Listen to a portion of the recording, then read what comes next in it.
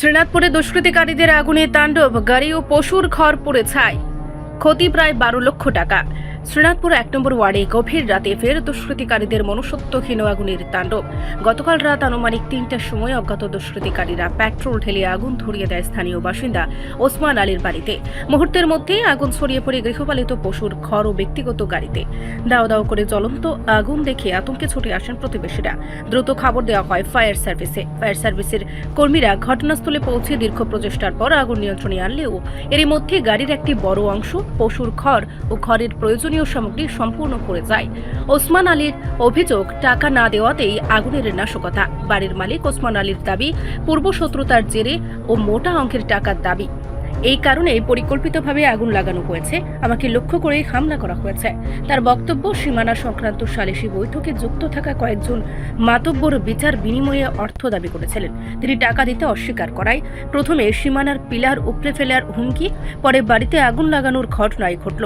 ওসমান আলীর কথায়, যে ব্যক্তি সরাসরি টাকা দাবি করেছেন এবং হুমকি দিয়েছেন তার বিরুদ্ধে আমার কাছে প্রমাণ রয়েছে, সময় মতো সব তুলে ধরব।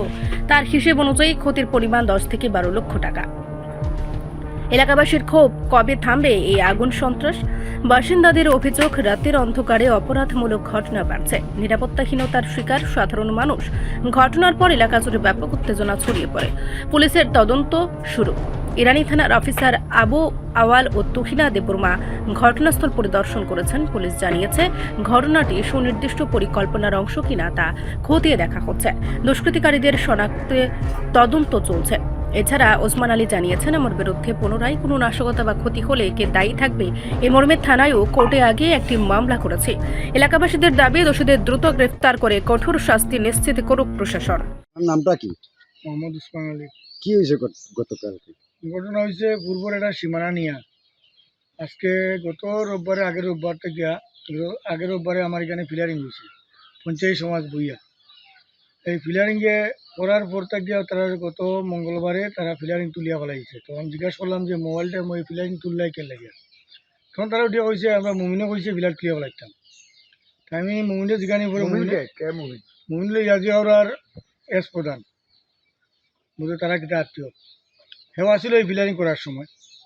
হ্যাঁ, নিজে ফিলারিং করছে এবং আমরা পঞ্চায়েতের উপপ্রধান আরমান আলী আসছিল, হারিস মিয়া আসছিল, তারপরে আগে সিনাতুরে এস প্রধান এই আহমদ আলী সাহেব আসলো, তারপরে বনগাঁওয়ের একজন লোক আসলো, আর বুট্টু মহইও আসলো, এরপরে দিয়া আরও মায়ামতো বড় গাঁও পঞ্চায়েতে আরও আসলা।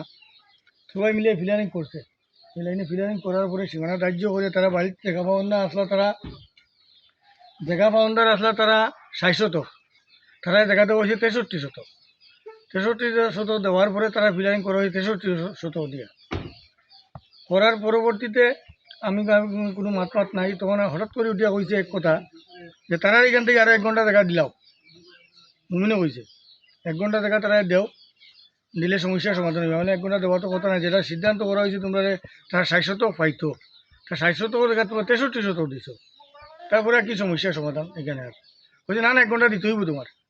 আমি বলছি ঠিক আছে, বাজারে গিয়ে আমি বুঝবো, বুঝিয়ে তোমার কথা কইব। তার পরবর্তীতে আমি বাজারে যাওয়ার পরে বলছি না তুমি 1 ঘন্টা জায়গা দিবাই, এখান আমরা কিতা করবো এটা আমরা চিন্তা করবো। আমি বলছি না ভাই, এক সুদ পরিমাণ জায়গা দেওয়া হয়তো যেরকম আছে এইরকম থাকবো। তখন উঠিয়া কইছে, তারা ফন্দি উঠিয়া কইছে এই ফিলার সব তুলে উড়াই ফেলাই দাও। তোমার সামনে কোন বইটা কইছেন? হ্যাঁ, আমার সামনে কইছে ফিলার সব তুলে উড়াই লাও। আচ্ছা, ফিলার সব তুলে উড়াও, সেখানো ডন বনছে, খানো কিতা বনছে তারা দেখবো আমি। আমি বলছি ঠিক আছে, তুই ফিলার তুলে ফেলাইতে আছে তুলাই দিই। আমি রাত্রে আর লক্ষ্য করছি না, রাত্রে গভীর রাত্রে তারা ফিলার তুলছে। আমি তো 11টা পর্যন্ত দেখছি ফিলার তুলেননি, না তুলছে না, গভীর রাত্রে ফিলার তুলছে। সকালে উঠে গেছে আমার ফিলার টিউ ফেলাই, তারা ফিলার তারা ইনসিন আমার যে 3টা এখানে ফেলাইছে। আর সীমানার বিলের আবার তুলে ফেলাই দিয়েছে। হ্যাঁ, সীমানার ফিলার তুলে ফেলাইছে। আচ্ছা, এর পরবর্তীতে আমি তখন জিগাইলাম কেন আর দিতে, আর ওই হুসাইনের মারে কিরাকে হুসাইনের মা ফিলার তুললে এখানে। তখন না আমরা মুমিনে কইছে ফিলার তুলে ফেলাইতাম, তো ভালো কথা মনে তুলে হচ্ছে। তখন আমি একটা জিডিএ দিয়ে করছি থানাতে গিয়া। দেওয়ার পরে তো কালী পূজা ইয়ে আসছিল, তো কইছে বড় কইছে আপনি 2টা দিন আমার সময় দেন, আমি ইনকারি পরিশ্রম করতাম। তারপরে গত রাত্রে আইয়া এই সন্ধ্যার সময় আইয়া ইরানির এটা এই না তাই নাই, না আওয়াল বাবু নাই, ওই তানাবিদা দাস ফেট মোটা করি যে এসআই, তাই নেই প্রশান্ত দাস, তাই নেই কালকে ইনকারি পরিশ্রম করিয়া যখন গেছে আমার কাছে রিপোর্টিং লইছে, লইয়া তারা বাড়িতে গেছে। তারা বাড়িতে গিয়া বুঝছে, বুঝার পরবর্তীতে আমার কিছু কইছে না, ট্রেনে গেছে ট্রেনের পথে। ওখান রাত্রে আমি যখন 3টার সময় ওই মেসলাইটের দিকে ফেলাইল, ওই যে মেসলাইট ফেলাইল। রাত্রে যখন আমি হঠাৎ করি ঘুমো, তখন আমার বউ জানলা, আমার ওই যে জানলা সবসময় আমরা খোলা থাকে।